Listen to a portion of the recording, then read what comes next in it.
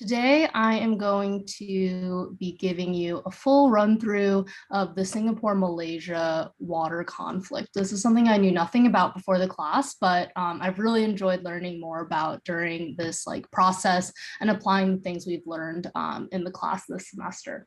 So please ask questions if things are not clear. I can't promise I have an answer, but I'm excited to share what I've learned. Okay, so these are the things I'm going to run through today. Basically give you an overview of the case, then dive into the water resources for both areas and the key stakeholders, as well as a brief overview of the agreements, and then try to spend the bulk of the presentation talking about the water diplomacy framework and how I see room for improvement.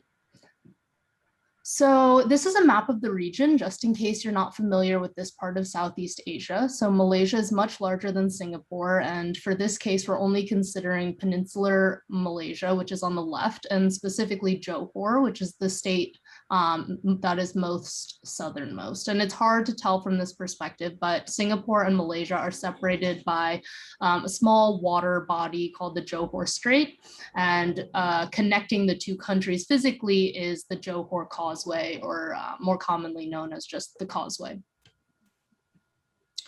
So a summary of this case can be summed up in these couple of bullet points. So current water agreements regulate the importation of raw water from Johor, Malaysia to Singapore, and importation of treated water from Singapore to Johor.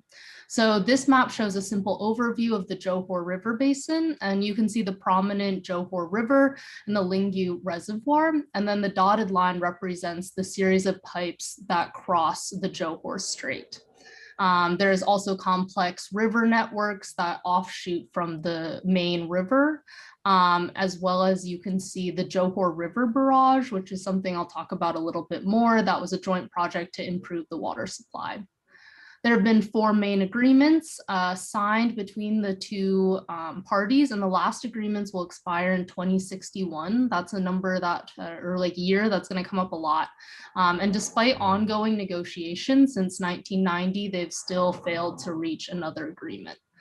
Singapore is classified as water stressed and relies on water from Johor to currently meet 40% of its water demand, so extremely significant, and they're unable to meet their demand without this imported water. And a blossoming issue is the fact that Johor has increasing issues with meeting its own water demand due to a combination of increased pollution as well as droughts. So to talk about Malaysian water resources, Malaysia is fortunate to have very abundant water resources. Despite being so close to Singapore, it has quite a different landscape. It's covered in rainforests and experiences heavy rainfall almost all year. Some Malaysian states do suffer from chronic water shortages, while others are experiencing surpluses. So how is that possible? Before 1992, state governments had almost complete control over surface water resources. I guess there's, so as a result, there's been a lot of issues of water management between the state government and the federal government, which has tried to become more involved as more issues arise kind of across the states that are common and related to water resources.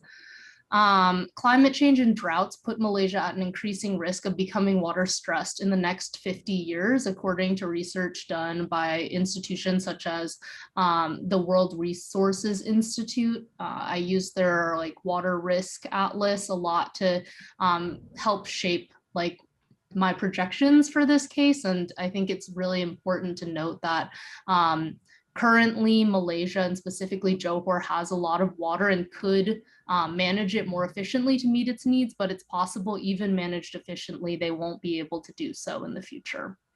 And I think kind of the biggest point here is that Malaysia does not manage its water resources effectively currently, which is a big reason driving why they're unable to meet their water demand. This includes insufficient infrastructure to collect rainfall, extreme water pollution due to unregulated practices of mining, logging, land development, and sewage disposal. They have almost no water conservation efforts. They're hesitant to invest in alternative water resources, so things like desalination or wastewater reuse. And still, despite all of these things, they have agreements in place to export water to both Singapore and Malacca. So the image here on the upper right is from part of a river in Johor, and it was taken many years ago. So it's actually much harder to find natural river or like water resources that don't more resemble that bottom image, where there's just a lot of pollution buildup and very poor water quality. So Singapore water resources is quite the different story. The main issue that Singapore faces is that it doesn't have enough natural water supply to support their growing population and economy.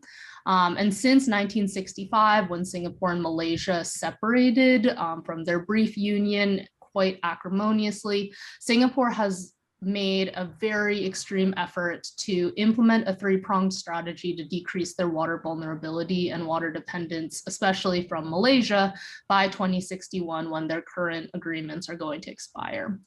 So this three-pronged approach first focused on optimizing their domestic water supply by building dams and reservoirs.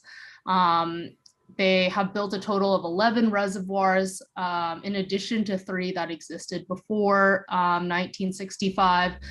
These reservoirs cover about half of Singapore's total land area. You can see in this image in the upper right, kind of a glimpse of where the reservoirs are. It's hard to tell, but there's small colorful dots. This is from 2014, but these are all the projects that are started or finished having to do with water catchment. So actually after 1986, there's almost no opportunities to increase their water catchment, just due to restrictions in land area. So they then turn to the second 2 prongs of their strategy, which includes securing alternative water supplies through seawater desalination, wastewater reuse, which they're one of the most advanced systems in the world. They have a reclaimed water program called New Water, and negotiating a new agreement with Indonesia for imported water. I'm really not going to focus on that third one because they haven't reached an agreement yet, but the other 2 are part of their, have currently already started to be implemented and hope to increase in the future. And the final prong of their approach is to improve water conservation. So they also went at this quite aggressively. They added regulations as well as monetary incentives for individuals as well as businesses. They've made investments in new water conservation technology as well as improving existing infrastructure to decrease the amount of water lost to leaks. And then they also launched a large budget education campaign. So it was very successful already. Singapore is experiencing a 0.2% decrease in water consumption per year, despite continued population and economic growth. So very impressive. Most parts of the world, especially with developing economies, are increasing water consumption per capita. So pretty interesting. And then here, this is a slightly outdated infographic published by Singapore's Public Utilities Board, also known as PUB, which shows Singapore's plan for decreasing their reliance on imported water and increasing their reliance on reclaimed water from wastewater, which is the New Water campaign, which currently supplies 30% of their water demand, but they have ambitious plans to be relying on it for about up to 55% by 2060. And then seawater desalination is currently 10% of their water demand, but they hope to be up to 30% by 2060. So again, they're really, I think the domestic water supply is about 20% and won't really change. So they're hoping that if they are successful in this 3-pronged approach, they wouldn't be reliant on Malaysia. But as I mentioned at the beginning, currently they're still 40% reliant on water from Malaysia, and it seems pretty unlikely that they'll be 100% independent in just like 40 years. So next, I want to talk about the key stakeholders in the water negotiations. So I'm not very familiar with the governmental structure of Singapore and Malaysia. So based on my research about the water conflict, I'm going to show you the stakeholders that stood out. In my paper, I mentioned more about how media had a unique role in the water conflict.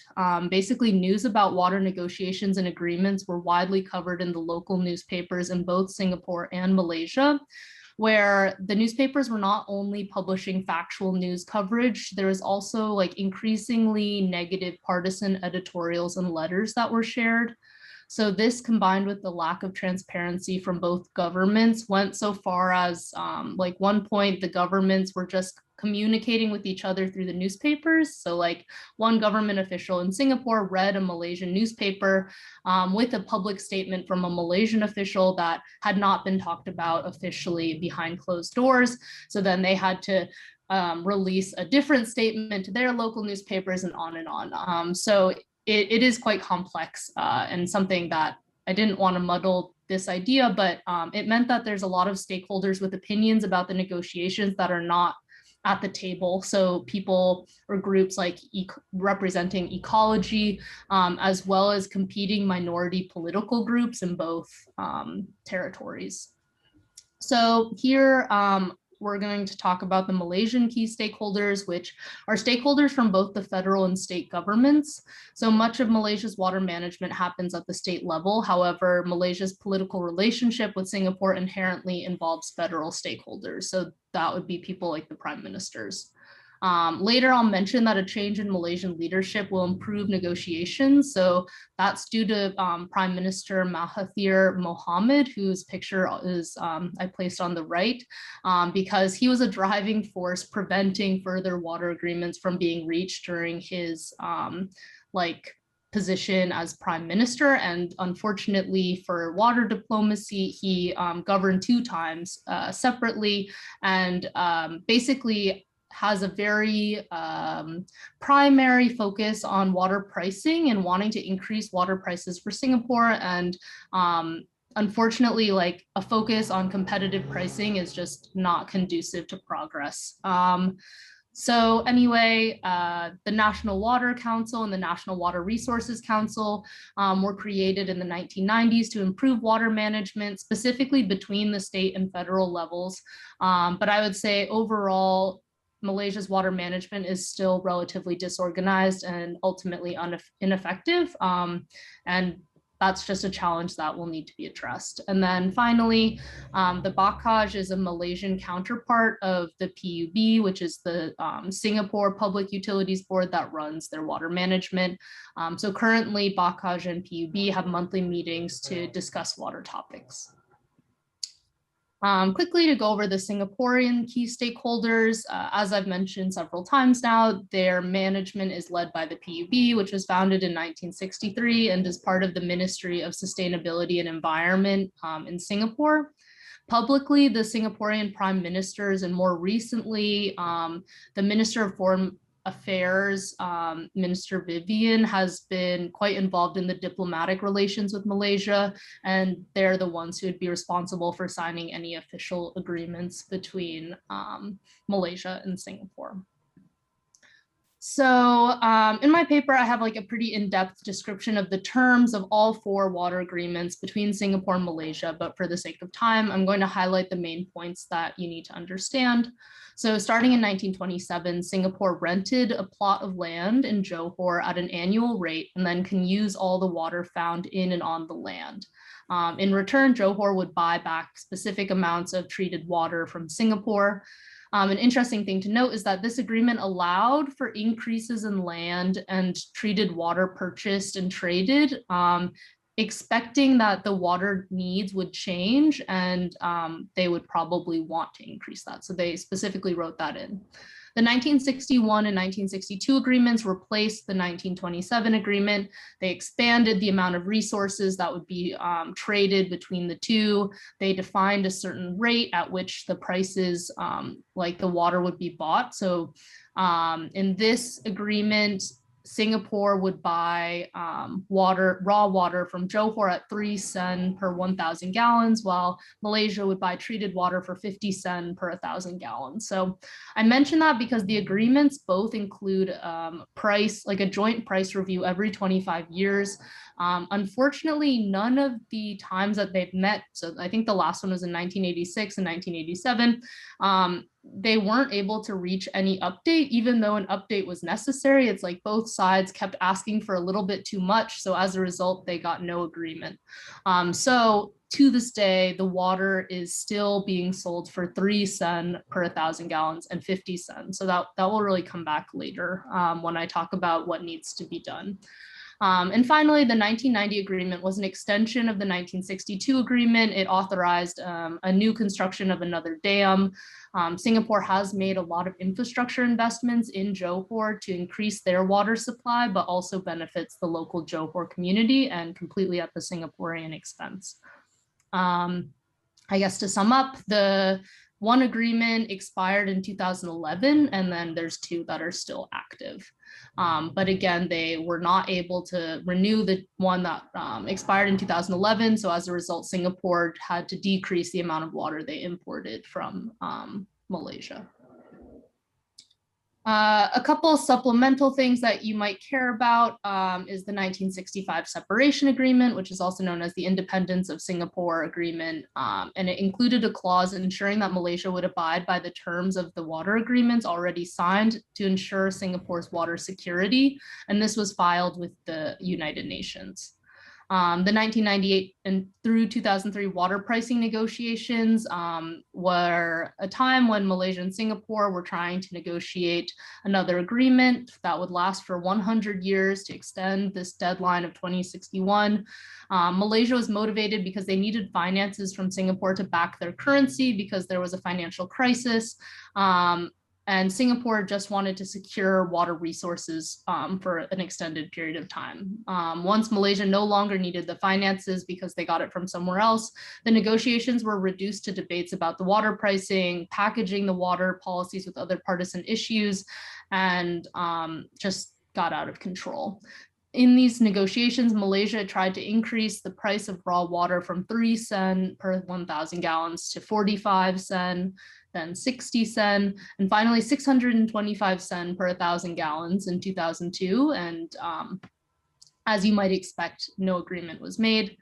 Finally, I highlight the Johor River Barrage project, which was a 3-year project funded by Singapore and address the saltwater intrusion to the Johor River Basin.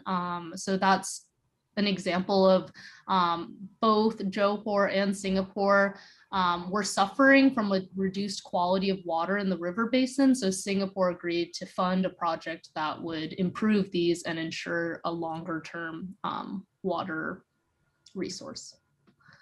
So now I would love to talk about the water diplomacy framework and how this fits in. So the Singapore-Malaysia water conflict is unique because there's only 2 parties involved sharing water resources that are not physically common. The water networks are defined through several water agreements where water is being traded rather than shared. However, Johor and Singapore still mutually benefit from the terms of the existing agreements, and they have acknowledged that publicly. The water diplomacy framework acknowledges the complexity of managing competition, feedback, and interconnection between the natural and societal domains in the context of the political domain. So that is absolutely true. In this circumstance, there were ongoing societal tensions between Singaporean and Malaysian communities at every level over a lot of issues, not just water. And so, and then Johor has been experiencing increasing water problems in the natural domain related to water quantity as well as quality, which threatens both stakeholders. And finally, because the media was so involved in covering the water negotiations, the group of stakeholders with opinions is actually much larger than the officials that are involved in the signing of the agreements. And as a result, there's like kind of a negative air around the like agreements and signing a new agreement. So something that I recognized immediately is that there would need to be trust built between the stakeholders. So the first issue that needs to be addressed is how to build this trust and enhance cooperation between the different stakeholders, mainly state government officials. And before negotiations can make progress, stakeholders from both sides will need to recognize and accept the value of being cooperative rather than competitive, which is something we talked a lot about in this class. So one of the stickiest points in the current negotiations is the water pricing for the raw water bought by Singapore and the treated water bought by Johor. However, both like Singapore and Johor have increasing concerns about their water security. So I think it'd be really beneficial to shift the conversations away from competitive water pricing that's motivated by self-interest and start by discussing cooperative strategies for making sure that both parties will have enough water of the right quality, because the opportunities for mutual gains would then be more prioritized, which is what obviously they both need. So I guess I will note that there are ongoing negotiations and conversations and meetings between Singapore and Malaysian officials. So I think things that have been highlighted is they have an annual leaders retreat, which is literally just a retreat for their leaders to meet, joint ministerial committee meetings that happen on monthly and yearly basis.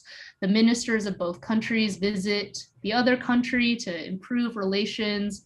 And then they've recently created the Malaysia-Singapore Joint Committee on the Environment, which is also like basically for this kind of to increase the relations in these topics. So there's starting to be progress, but it's really not being reflected in any legislative progress, in my opinion. This is something that I thought was interesting to point out. So most partisan media articles from both sides reflect slightly different versions of the same story. So Malaysian media articles would say that the current agreements only benefit Singaporean stakeholders. Johor is experiencing increasing incidents of water scarcity, and Singapore just keeps taking the amount that it's always agreed upon despite the circumstances changing. The water pricing has not been updated, and as a result, Singapore is getting this raw water at way below the price that they should be buying it at.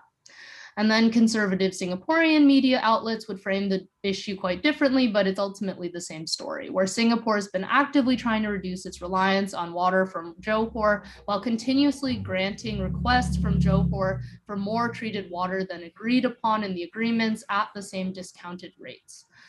This is just to maintain goodwill between the two parties. And Singapore has prioritized enhancing their water security by extending the water agreements. However, if Johor wants to increase the price of raw water, Singapore would have to increase the price of treated water. So this slide is basically to go over how both sides, if you look at it objectively, could be gaining from this relationship. I chose this image. This is a screenshot from the Aqueduct Water Risk Atlas tool that I mentioned before. This is their projection for water risk in Singapore and Johor in 2040 if things continue, quote, business as usual. So as you can tell, Singapore is classified as extremely high risk and Johor is medium to high risk. So for reference, currently, if you click to baseline, both are classified as low risk. So this is something where their water risk characteristics are increasing due to changes in climate change, drought, and pollution.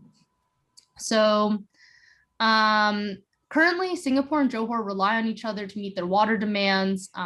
They both care about the decreasing water quality in Malaysia since it jeopardizes both water security of Singapore and Malaysia.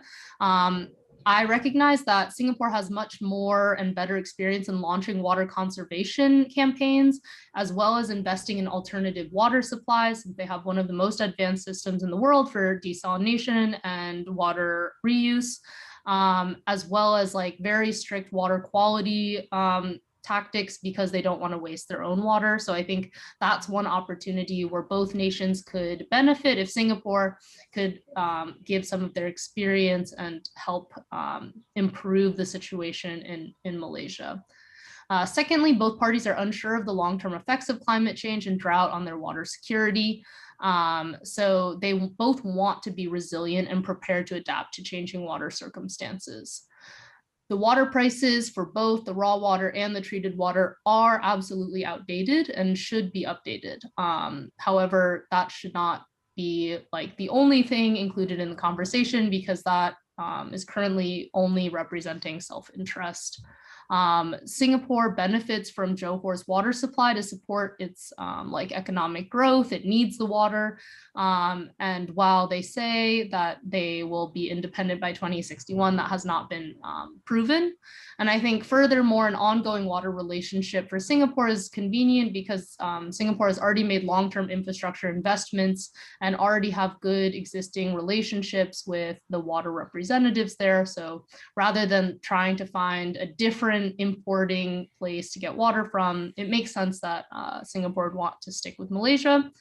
And finally, Malaysia would benefit because they need the increased supply of treated water and they need assistance stimulating progress in increasing their supply long-term, since they have no progress in water treatment development, water conservation development, or water pollution regulation. So finally, a couple other ways that the water diplomacy framework could be utilized include utilizing an impartial moderator. So it was really successful when they lodged the document with the UN after they split politically to ensure that Malaysia would not renege on their agreement. And I'm really confused why they haven't done that since. It seems like incorporating some more impartial stakeholders could really help promote progress.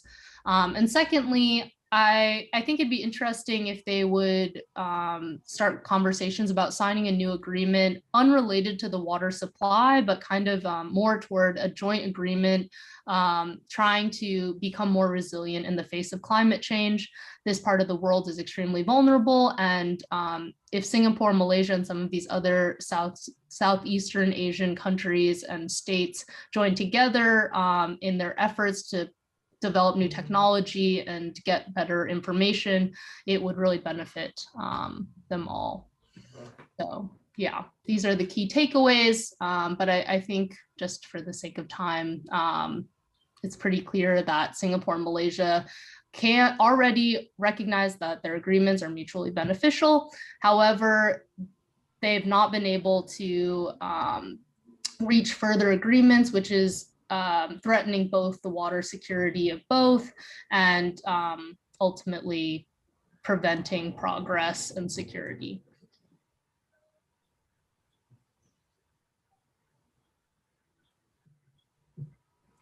Yeah. Thank you, Flora, for the nice presentation. It's really wonderful.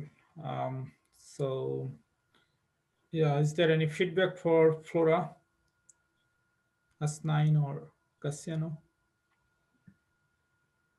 Well done for your wonderful presentation. As this topic was new for you, you have done a very great job. Just first of all, let me give you a small comment. As you mentioned, a prospect about desalination.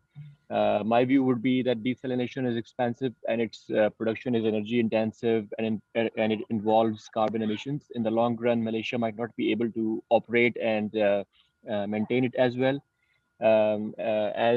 As you mentioned in the case study that Malaysia has handsome availability of water, of fresh water, and receives ample rainfall, it would be better for Singapore to cooperate and invest in water infrastructure, enhancing Malaysia's storage capacity, which in turn would ensure long-term water security for Singapore. Malaysia could in turn offer increased water quantity to Singapore. This could be a practical mutual gains approach in respect to the water diplomacy framework. And secondly, the question would be that what is the public sentiment in Malaysia, given their own water scarcity situation? You mentioned that some states receive are water scarce, and you mentioned that that as per the treaty, water flows freely to Singapore, but some states within Malaysia face water scarcity. So, what is the public sentiment within Malaysia about that? I can respond to that. Yeah, so definitely the public response is pretty negative. I think it's like negative in every regard. It's like we want to sell the water to Singapore, but they need to pay us way more. Like we want to sell it to them, but they're not paying enough. And then it's also like, why are they taking our water when we don't have enough water? Like that's not fair either. So I think part of that is unavoidable just because yes, Singapore also needs the water and it's confusing. But I think the public sentiment is tainted by political sentiment.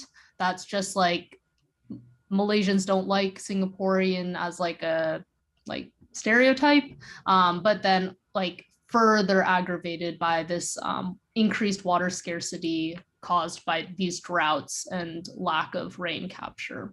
So yeah, definitely is negative and not very controlled. Like the information shared in Malaysia is not the same information shared in Singapore. Media is extremely regulated in both countries and is highly partisan. So as a result, it's really hard to change public opinion. But from what I understand, the public doesn't have much control over what happens. So. Okay, and just one more thing. As you mentioned that the treaty expires in 2061, and it is still 4 decades till the existing treaty is going to expire, and some clarity is required why negotiations are needed to extend. Like why negotiations have already started as of now, because it is still 4 decades remaining, or the two countries are eyeing to formalize a new treaty before 2061 in order to cater for existing water scarcity and water quality issues. Yeah, so basically from their point of view, 40 years is not long at all. They in the early 2000s, they were trying to negotiate a treaty that would last for 100 years, so extend it from 2061 to more like 3001. Sounds so weird to say, but yeah, they were unable to reach one. But basically, especially for Singapore, since this is more of an issue of water security in the next 40 years, if in 2061 they aren't able to import water from Malaysia anymore, and they have not succeeded in increasing their water reuse and water desalination, basically Singapore will no longer be able to supply water to run its like municipal and industrial water supply. So that I guess is the threat of water security, and like some parties would even say like, what would they do? Like, would they try to like fight Malaysia in some kind of water war?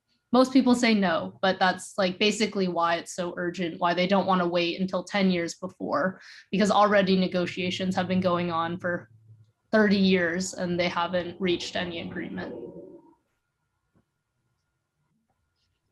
Thank you. Wonderful presentation, Flora. Every time I have a question in my mind, your next slide answered my question. It was very good. Flora, do you think that Indonesia could be considered a partner for Singapore?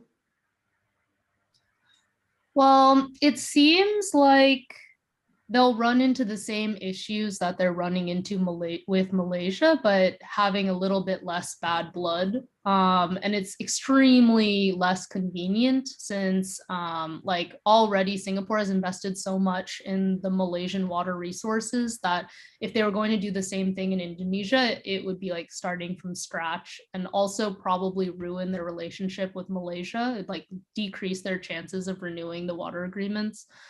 So I think in that regard, it's been quite hard. Also, the main thing holding up any negotiations is that Indonesia has had a lot of political turmoil internally. So just the lack of governance has prevented real conversations from happening. Yeah, Flora, if you know more about this innovation, can you talk about the 4 taps and the new water solutions? Yeah, so Singapore has one of the like most developed, I mean, Larry and Animesh can stop me if I'm just saying wrong things, but like a very advanced water recycling program. So new water is what they're calling it. I have a manager from my internship that lives in Singapore, and she always laughs at me when she says like, in your country, you call like water, reclaimed water, like toilet to tap. And she's like, that sounds gross. Like, no wonder no one likes it. She's like, you know, in Singapore, we call it new water. Like everyone wants new water. New water sounds great and like cool and innovative. She's like, toilet to tap, like that's bad advertising. So yeah, basically they've really worked on increasing their reclaimed water supply. They have very advanced technology to do water reuse, which is a technology that's not utilized very much in the US. There's not as much technology development in the US. Because of this hesitancy from the public and industry to adopt it.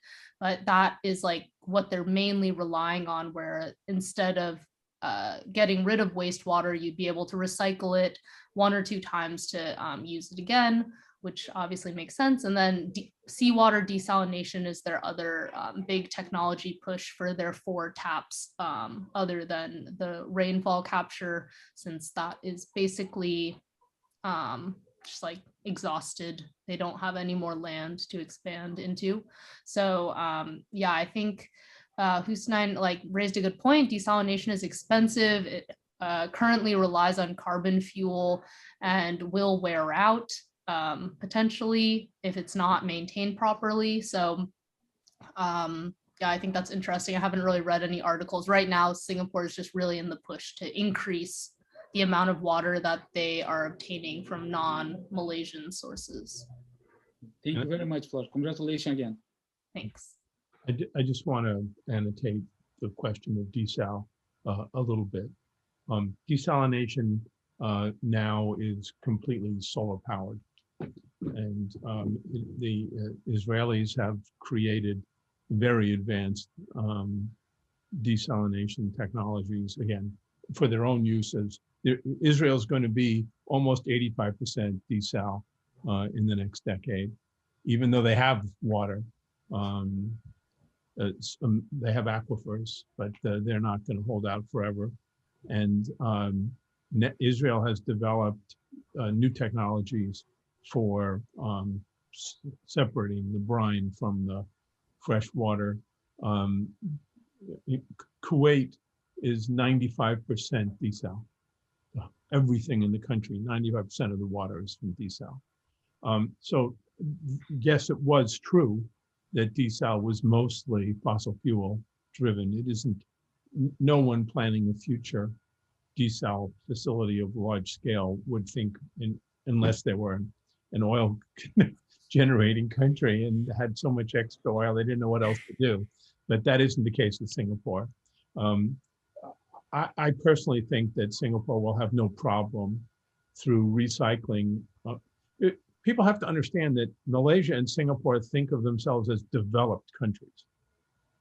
They do not think of themselves as developed countries. They have the most advanced technology. They have the most advanced universities.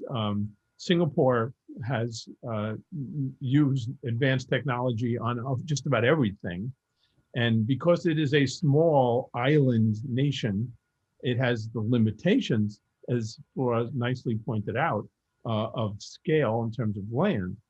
But it's going to be able to claim existing space at its edges and expand development on the water. And my sense is that it's not crazy to think that Singapore, through desal, because it's got all of this area on the ocean, and water recycling, which is the most advanced in the world for municipal systems, and a space that can't grow in terms of large additional population. And it can't increase density because it's already as high as Manhattan. So my sense is that they've made some smart choices, and I think they will take advantage of water from Malaysia when they need it, as they need it. The other thing that has to be noted is that Johor is a state in Malaysia, but Malaysia has 2 parts. It's the peninsula part that you talked about is in one place, and the other 2 states, it's like Hawaii and Alaska for Americans. The other 2 states are on top of Borneo. They're on top of another country, as far away as Hawaii is from San Francisco.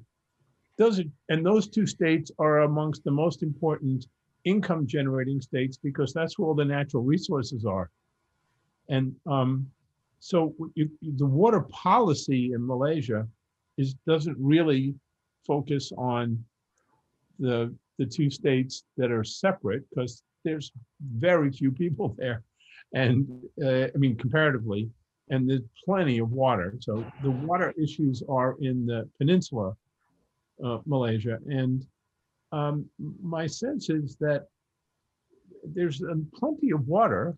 I'm a little less negative, I think, Flora, than you are about their pollution improvements over the last decade.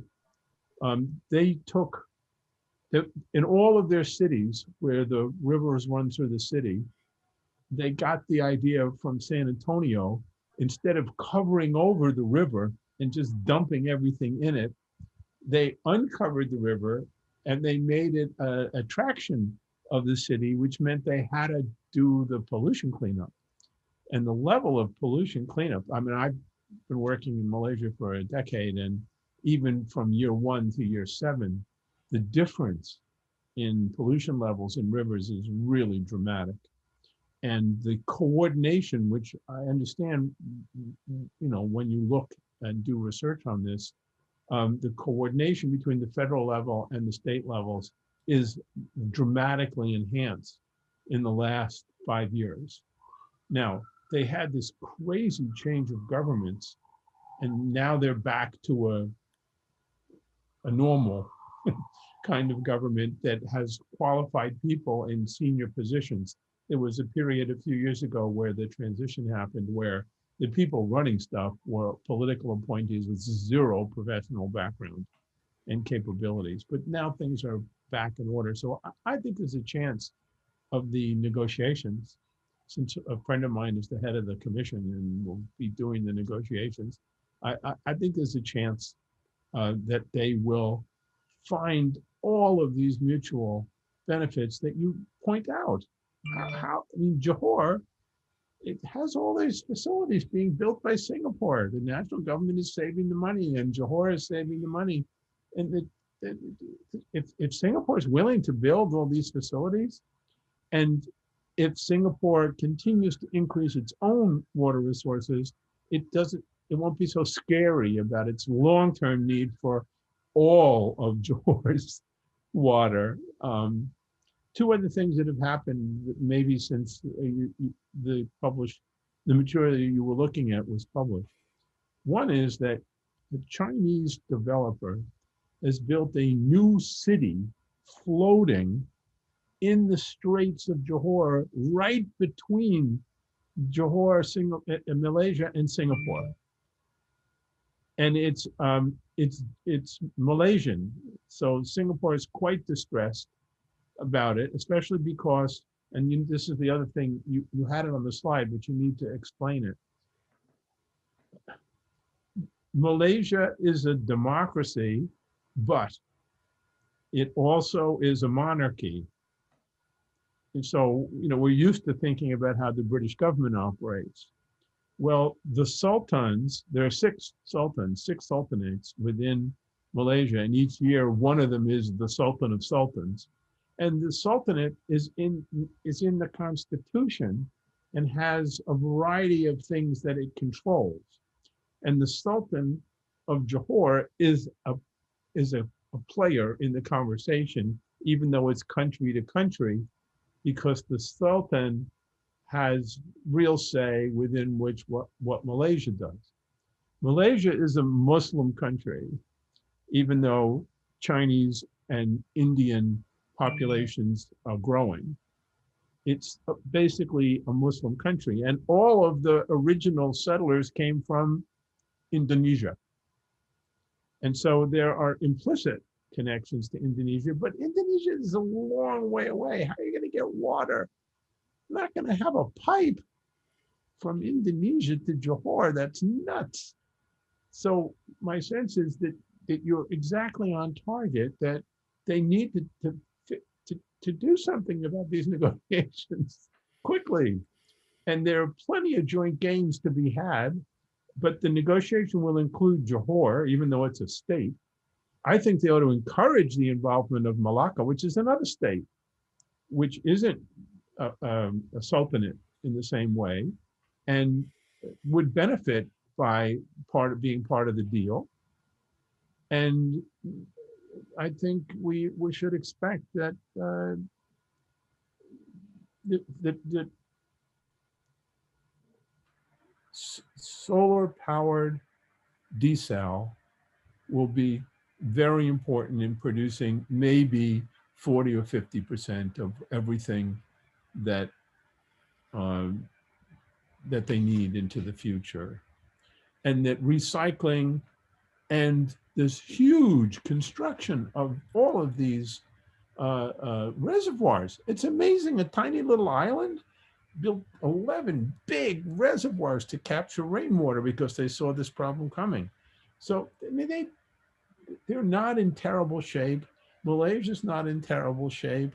There are advantages to be had. Yes, the pricing is going to have to change, but there's so much shared interest in other things that the last thing I would expect is a water war. I mean, they don't have an army, so that would make a difference. I mean, Malaysia does, but my sense is that these two nations and Johor will be able to figure this out. But you do a beautiful job of describing the history, of identifying why these negotiations are important. The older negotiations were in a different time before you have such powerful economic countries. These were developing countries. Now they are developed nations with lots of money. And they should be able to deal with each other. So I think your emphasis is just right. The only two things I would point out, which I think the threat of doing something with Indonesia is nuts, just because of distance and because Indonesia has its own problems to worry about. And I think that this floating city, Forest City, that's what they called it, Forest City, 700,000 people on four floating platforms in wetland, in an internationally protected wetland. It's a disaster. And so that's what led to the new joint effort on environment and sustainability, which is Malaysia never should have allowed it to happen. But the national government defers on land use issues to the state. And the Sultan of Johor is one of the major investors in this ridiculous, gigantic new city. And he was in it for the money, and it was his land. And because he owned this speck of island, he didn't need to get any permissions to build. And the Chinese developer was happy to fill. And so they filled everything, and it killed all of the fishing industry up and down the strait. And oh, this is a mistake. And they had to dig it out, and they had to go back, and they did this through court action because Singapore brought suit against Malaysia, and the Malaysian government sheepishly said, well, it was the state. We didn't know what they were doing. And this project is the largest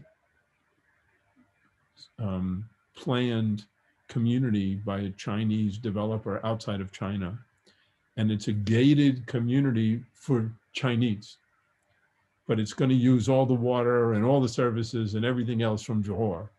I mean, there's so many things around it, but it's created the need for Malaysia national government and Singapore national government to work together on, they're alleging it's climate change. It's on sustainable development and the protection of wetlands and the protection of other resources. Sorry to go on. It's just, I think you did a beautiful job. I'm delighted you chose the subject, and we'll be able to put this in the collection because it's an important example of nations where states within nations really are players. So this nation-to-nation treaty thing, the agreement isn't going to happen without Johorian involvement.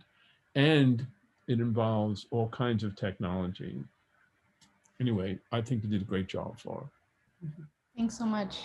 Yeah, so thanks, Flora. It was a wonderful presentation. And I think in terms of improvement, in terms of exploration, you did excellent job. As I read your draft paper, and I already made comments. I already sent to you, but in the presentation, you incorporated the water diplomacy framework very well, but in the paper it was not. So maybe we'll work on that. And so maybe for the implementing water diplomacy framework, if you just focus on the conflict. In my view, this conflict now the stuck is that the Malaysia is demanding price increasing, and Singapore is not willing to provide that much amount for the raw water. So in that point, how you can so how this stuck can be this positional things can be improved via this joint fact-finding things, the issue that you already mentioned. If you just describe in a way that can provide a systematic explanation of the things, I think then the paper could be fantastic. It's already nice, but it can be further improved in that part. So, yeah. I do think, Flora, your tone about the relationship between these two countries and its historical roots is very, very true and very, very important.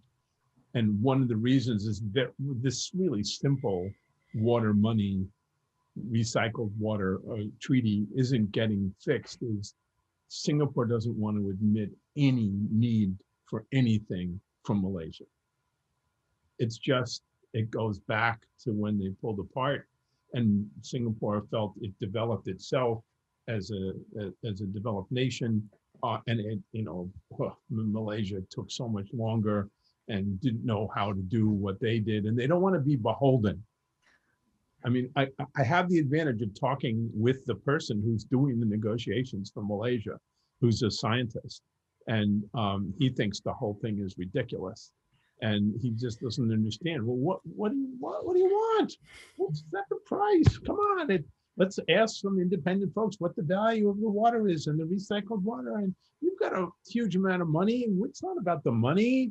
And I think by involving more of the states, it will be easier for Singapore to say, well, we did this because we're helping those states, because they just can't swallow the idea of doing anything for or needing Malaysia. And I think you captured that tone very appropriately in your paper from the history. I think that's one of the interesting parts of reading so many very partisan articles. It's very clear, it makes it even more clear where the gaps in communication and pride and things like that play in, because it's just so obvious. As someone impartial, you feel like the parent watching your kids bicker. You're you can both have water. You don't need to just say the other person's ugly. You can just take the water and then we call it a day. So yeah, it's very interesting. There is not much literature, but there's a lot of coverage. There's a lot of press, yeah. Well, people have been discouraged, scholars have been discouraged from writing about it quite explicitly at University in Singapore and in University of Technology Malaysia that I work with. They've been told, don't do it.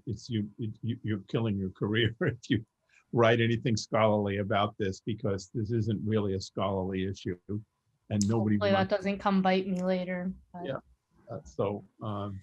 But I mean, for us studying water diplomacy, to understand that the root issue is this historical, not just lack of trust, but really almost hatred of two parties that were part of the same country. I mean, it's difficult. And I think there's also, partly this is about the fact that the Muslim majority in Malaysia is in some ways losing control. I mean, it still gets who it wants elected, and it's still 51% Muslim. And the Chinese, though, are really controlling industry in Malaysia. They're controlling wealth in Malaysia, whereas the Muslim majority, bare majority, is controlling government. in Malaysia and a few industries. And it's Singapore not interested in acknowledging the power of a Malaysian partner who's Muslim. They're much more focused on Chinese, and the Muslim majority in Malaysia thinks that the Chinese minority is using its connections to Singapore to build more of its strength and power in Malaysia, and wants to take over the government, which has always been the domain of the Muslim majority. So all of these pieces and parts, these are part of water diplomacy. And I think your case is important because it brings out these are not just, about natural resource management or territory. This is about this lack of trust and this difficult relationship between the two countries, which you do a really nice job of raising.